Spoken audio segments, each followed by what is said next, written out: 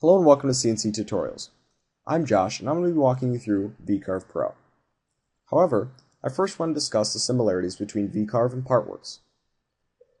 Although they're different programs, VCarve and Partworks use the exact same file save format.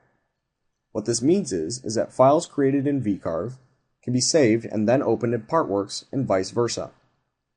In addition, they use very similar interfaces, so all the tools you see in this tutorial will be available to you in Partworks. So let's start with the tutorial.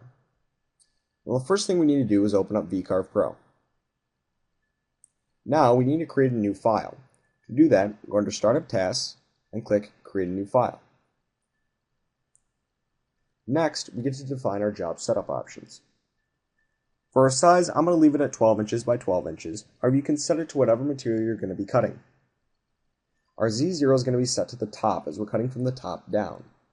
Our thickness will be defined as 0.75 inches. However, again, you want to set this as whatever you're going to be cutting. The XY origin position defines where the tool is going to start on a piece of material. I'm going to leave it in the bottom left-hand corner for now. Remember though, whatever you select here must be reproduced when you're setting up the tool. So if I select the bottom left-hand corner here, I must put the tool in the starting position at the bottom left-hand corner of the material that is going to be cut. I'm not going to use an origin offset as we're going to be starting directly from the corner. I'm also not going to use any data scaling, and I'm going to leave my units in inches. With that, we can click OK and begin. Now, the first thing we want to do is create some text. To do that, go under Create Vectors, and then click Draw Text. In the resulting window, type in exactly what text you want to have cut. I'm going to use ARMHS. You can then define what font you want from a host of options. You can also define if you want it bolded or italicized. After that, you can define if you want your text aligned to the left, to the center, or to the right. You can also define if you want your text height to be larger or smaller, and where you want your anchor. I'm not going to touch any of these settings as I'm going to be manually editing the text in a second. With that, we can click Apply, and then click Close to close the Create Text window. You'll now notice that our text has been created in the bottom left-hand corner of our material. However, the text is too small and it's not in the right position. So let's fix that. Go under Edit Objects, and then go to Move, Scale, and Rotate Selection. You'll now notice some handles have been created around our text. Simply click on one of the corner handles and drag up to upscale your text. Next, we need to move it up to the top. To do that, hover over any one of the pink lines on the text, click and hold, and drag the text to where you want it. However, the text still isn't centered. To center it, go under Align Objects, and then click on Move Selected Objects to center material in X. This centers your piece of text horizontally. If you want to center it vertically, simply click on Move Selected Object to center material in Y, and this will center it vertically on your material. So I think the text is where I want it, and how I want it to look. So I'm going to deselect it. However, now we have a bunch of bare space right under the text, and I think we need an image there to fill it. To do that, go under File Operations, and click Import Bitmap for Tracing. In the resulting file window, select the image that you want to import, and then click Open. Now, you'll notice that our image has handles around it exactly the same way our text did. The image is too small, so I need to upscale it.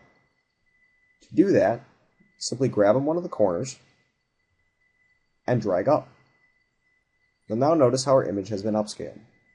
To move it to where you want it, simply click anywhere in the image and drag it. Finally, let's center the image so it's in line with the text. So go back under Align Objects and click Move Selected Objects to Center of Material in X.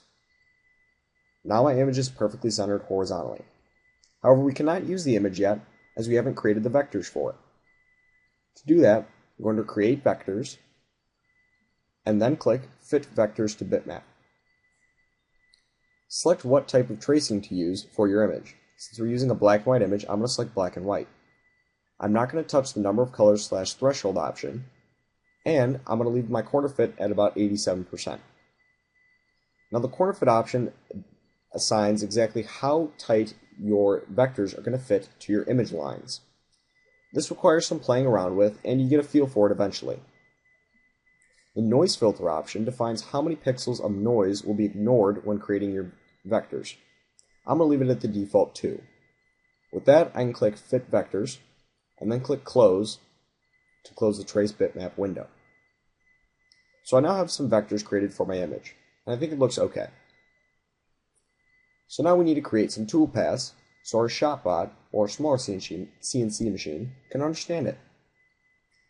So the first thing we need to do is select all that we want to be cut. So we're going to select the image and the text by simply clicking outside of the material window or inside, and then dragging across to highlight all of the vectors. Next, we're going to go up to the Toolpaths tab and hover over it to bring out the Toolpaths window. So we need to create a toolpath.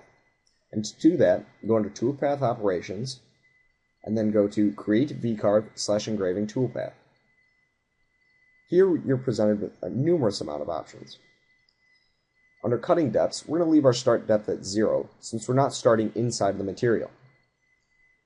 You can also define a flat depth, which will tell exactly how far blade can go into the material.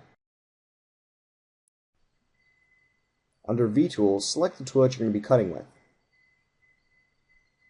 We're not going to use any vector selection orders. You can name your toolpath, so I'm just going to name it Toolpath.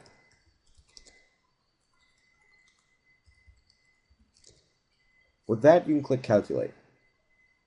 You'll now notice we have some lines drawn on our screen on a 3D piece of our material. These lines define exactly where our cutting bit is going to be moving. So if we go back to the Toolpaths window, you notice we have some new options. If we click Preview Toolpath, this will show us exactly how it is going to look on our material when cut. So I think that looks pretty good. So go back up to Toolpaths and click Close. Now we need to save this in something that ShotBot can understand. To do that, go under Toolpath Operations and then click Save Toolpath. Select the toolpaths that you want to save. Ensure that the post processor is the correct one for the machine that you're going to be using, and then click Save Toolpaths. Name your toolpath file whatever you want. So I'm going to name this Test, and then click Save. You'll now notice we now have a test file on our desktop. This file will be opened up in ShotBot in a later video where I will show you exactly how to run ShotBot, set up the file, and move forward with it. Thanks for watching.